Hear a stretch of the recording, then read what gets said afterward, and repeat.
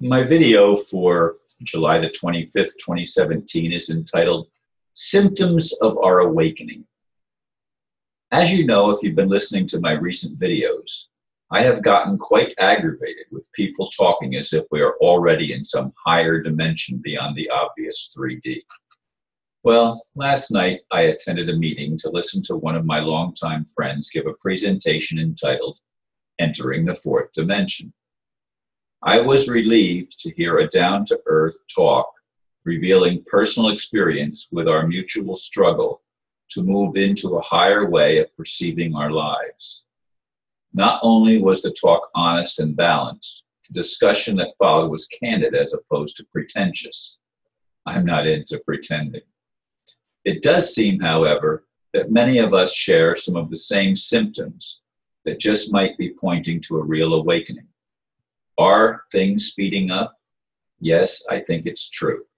There is an awakening taking place on Earth. It's about time. Indeed, I was pleasantly surprised last night. Because of the title and because of recent things that happened in a completely different group, I have been skeptical of people pushing higher dimensional reality because we still live in the fourth dimension, or I'm sorry, in the third dimension. We're still in a 3D reality, like it or not.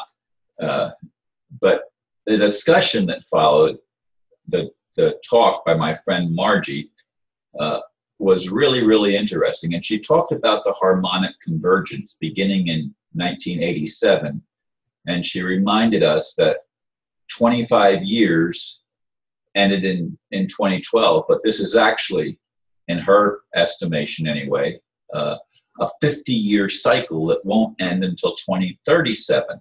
So 2012 was only halfway through the session. But as we entered into the discussion following her talk, which lasted approximately a half an hour, in which I was asked to do a meditation, and I have avoided doing guided meditations because I think meditations are something that is a private thing that we do by ourselves. It's not something we do in a group. That's my take. I'm not going to argue with people about it. I don't want to argue with people about anything.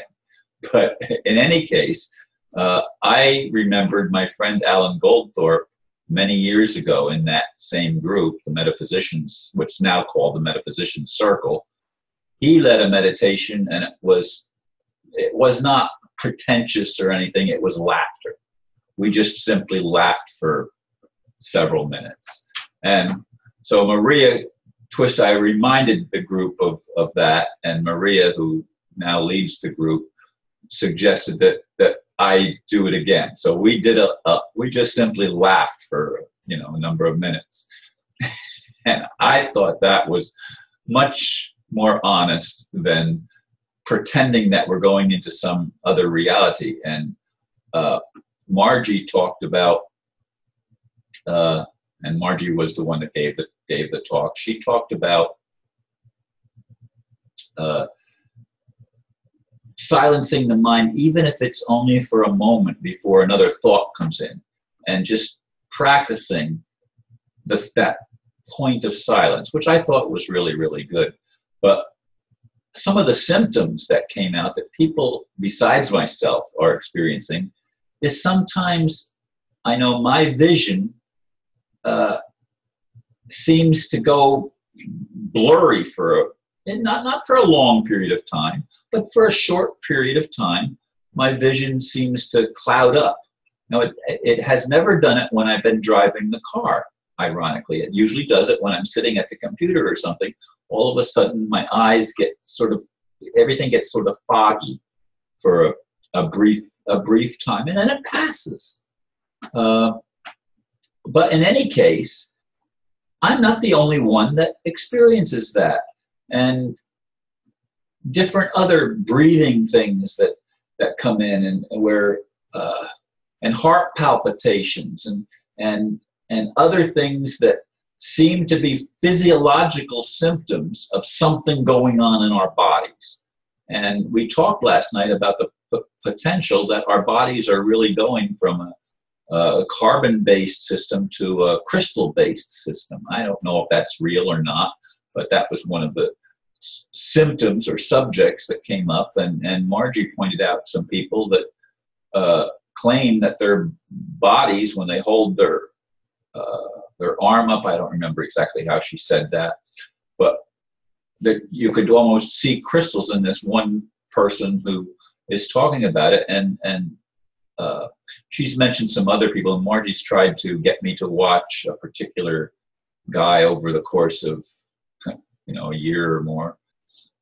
And he doesn't resonate with me because he's too far out there. He's not into this. He's not into reality as I see it. He's into some hyper dimension.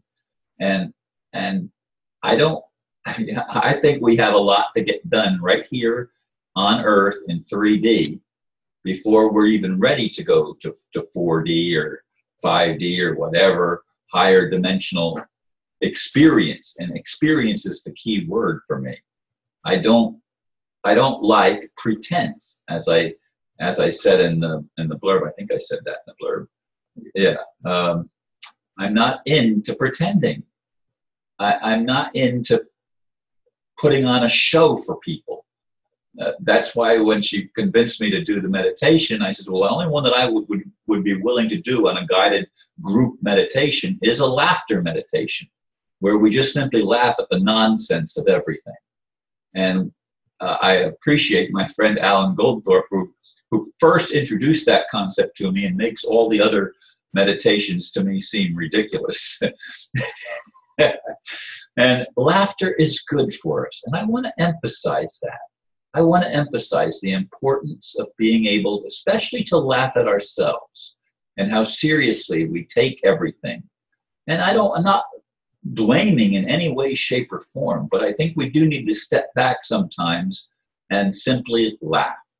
Simply get a perspective that this whole thing that we're going through is, it looks very serious, doesn't it? I mean, it does to me. I'm sure many of you feel it. It looks very serious. But is it just a game?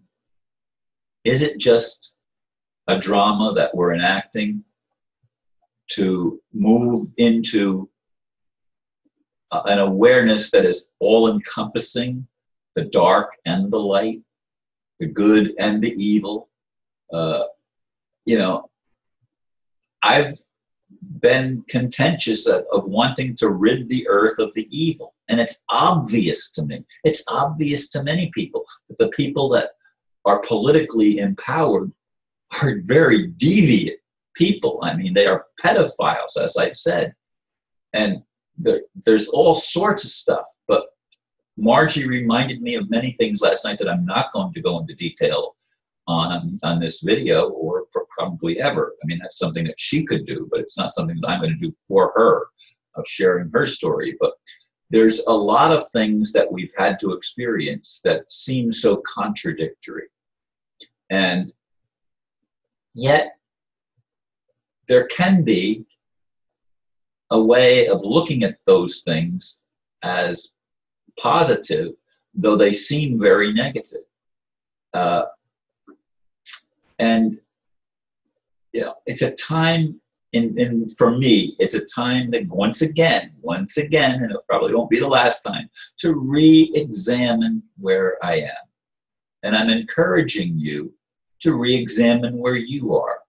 And what stages and processes are you going through? Are we all going through to reach this higher level of thinking where we can literally create our own reality? That was one of the points that was made, that we create our own reality. I still don't completely buy that, because I wouldn't have created some of the things that happened in my life.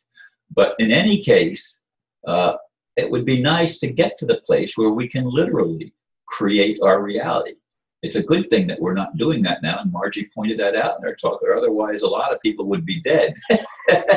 Because, we think, well, I hate you and I wish you were dead. And then if we could create our own reality instantaneously, a lot of people would be dying.